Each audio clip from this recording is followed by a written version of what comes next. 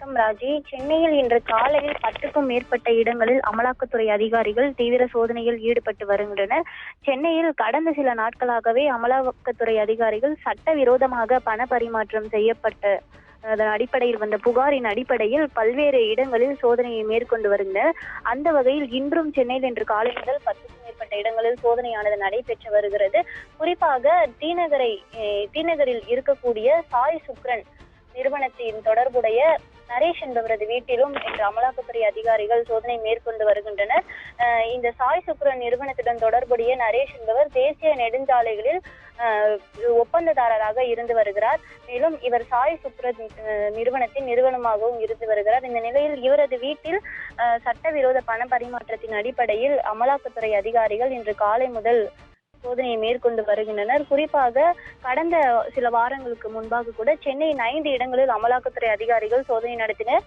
சட்டவிரோதமாக பண பரிமாற்றம் செய்வது, அதே போல கட்டுமானம் மற்றும் கெமிக்கல் நிறுவன அதிபர்களின் வீடுகள், அலுவலகங்கள், அவர்களுக்கு தொடர்புடைய இடங்களிலும் அமலாக்கத்துறையினரின் சோதனையானது நடைபெற்றது.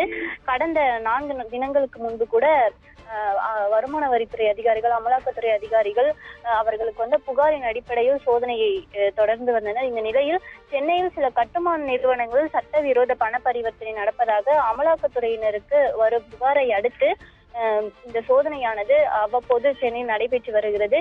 இந்த நிலையில் மீண்டும் தற்பொழுது இன்று காலை முதல் ஸ்ரீநகரில் இருக்கக்கூடிய சாய் சுக்ரன் நிறுவனத்தின் நிறுவனர் நரேஷ் என்பவரது வீட்டிலும் அமலாக்கத்துறை அதிகாரிகள் சோதனையை மேற்கொண்டு வருகின்றனர்.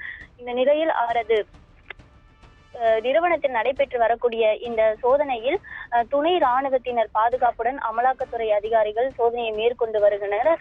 கடந்த சில நாட்களாகவே இந்த சோதனையானது அமலாக்கத்துறையால் நடத்தப்பட்டு வருகிறது. அமலாக்கத்துறையினருக்கு அடுத்தடுத்து வரக்கூடிய தகவலின் அடிப்படையில் திருவான்மியூர், முகப்பேர், கொளத்தூர் பகுதிகளிலும் சோதனையை ஈடுபட்டு வருவதாக தெரிய வருகிறது.